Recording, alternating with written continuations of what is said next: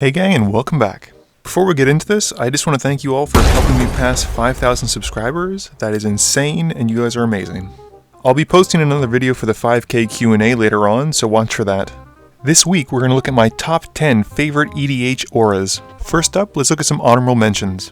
The triple white in Celestial Mantle will make it very difficult to run in anything but the most dedicated of white decks. But those who find themselves with the ability to do so, should. People aren't running this spell because of the +3/+3 that it grants, but rather the fact that it doubles your life. Sure, you're still going to lose to commander damage, but just think of how well this would work in tandem with something like Aetherflux Reservoir. Next up, I want to mention the cycle from Shadowmoor. Cards like Shield of the Oversoul and Steel of the Godhead are great additions to any deck that can run them. Their hybrid mana cost makes them so flexible that you can almost always cast them. Not to mention that most of the time they'll pump our creature and grant them 2 powerful evergreen abilities. But enough about the Shadowmoor cycle. Let's get into the top 10.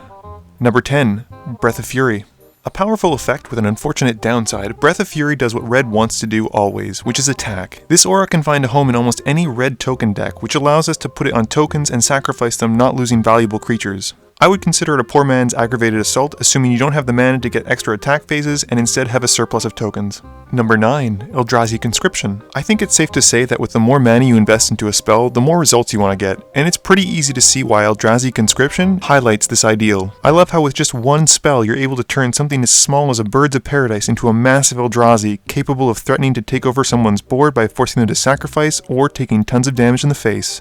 Number 8. Animate Dead. I'm also going to lump Dance of the Dead onto this, as they're basically situationally the same. Dance of the Dead is slightly worse since you'll have to pay 1 black and 1 colorless to untap the creature on each of your untap steps, but it functions similar enough to be considered on this list. Yes, there are easier ways to bring back creatures, like Reanimate, which will not require us to have an aura attached to the creature in order for it to stay on the field. But Animate Dead and Dance of the Dead also don't deal life damage to us, and they're recurable with Sun Titan, which is a huge plus on their side. Number 8.5, Necromancy. Necromancy's just different enough that I would honestly consider it its own slot. What makes this stand out above those two is the fact that you're able to flash it, getting a surprise blocker or a surprise ETB effect without your opponent knowing what's coming. Number 7, Rancor. I think I read somewhere online that Rancor originally was supposed to cost 1 colorless and 1 green, but due to a printing error, it ended up just being the 1 green. This might explain why only having to tap 1 forest can suddenly give one of our creatures trample, +2/+0, and be able to recur itself back to our hand when that creature dies. The great thing about Rancor is it's so good you don't even have to run it in a dedicated Voltron or Enchantress deck. Number 6, Angelic Destiny. I would consider Angelic Destiny stronger than Rancor because I find that Flying and First Strike give our commander a lot more than just Trample. Plus, it doesn't hurt that it gives +4/+4, which can make any creature into a real threat. Its Recursion Clause, which is whenever the enchanted creature dies, return Angelic Destiny to its hand, isn't as strong as Rancor's, but I feel like the rest of it really pulled ahead of the green enchantment. Number 5, Song of the Dryad and Imprison in the Moon. Since the nerf to tucking commanders, we haven't really had a way to deal with troublesome commanders outside of just killing them repeatedly with board wipes or spot removal. Unfortunately, the problem is that if someone needs their commander to win, chances are they're going to keep casting them until they get there. Thankfully, these two cards have added to our arsenal of ways to deal with troublesome commanders. Whereas Darksteel Mutation was a card I used to run to deal with troublesome commanders, it didn't really put a stop to it so much as hamper them, as it's so much easier to sacrifice a creature than it is a land. But in comparison, these stand out even more as they're able to hit permanents and not just creatures. They also cost 3, which means they can be recurred by Sun Titan. And, I don't know if you know this, but if an aura enters the battlefield from the graveyard without having been cast, you don't actually have to target things, which allows you to get around hexproof. Number 4, Treachery. I think the whole cycle of free spells are frankly ridiculous. Treachery is a fantastic example of this. It allows you to steal an opponent's strongest creature, and at the end of the turn, still have 5 mana up to counter any kind of removal or a way for them to get it back. Number 3, Bear Umbra. I've already covered in another video how strong Sword of Feast and Famine is by allowing us to untap all of our lands whenever a creature connects.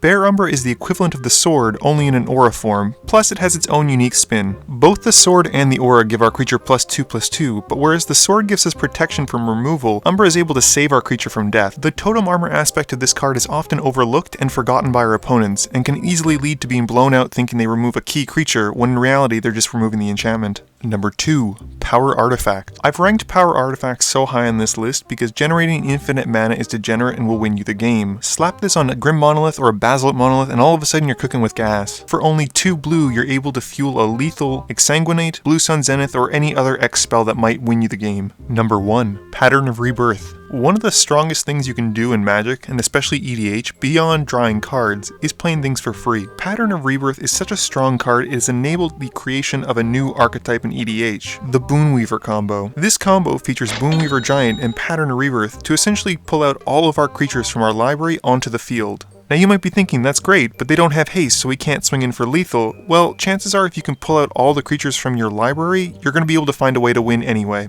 Well gang, I hope you enjoyed my top 10 EDH Auras list. Did you agree with it? Did you disagree with it? Did I miss your favorite aura? Please let me know in the comments below. Please be sure to tune in every Monday at 11 AM Eastern Standard Time for a new deck tech, top 10, or gameplay video. I've also recently opened up a Patreon account, so if you've been looking for a way to help support the channel, you now have a way to do it. And as always, thank you for watching, and please be sure to like, comment, share, and subscribe for more.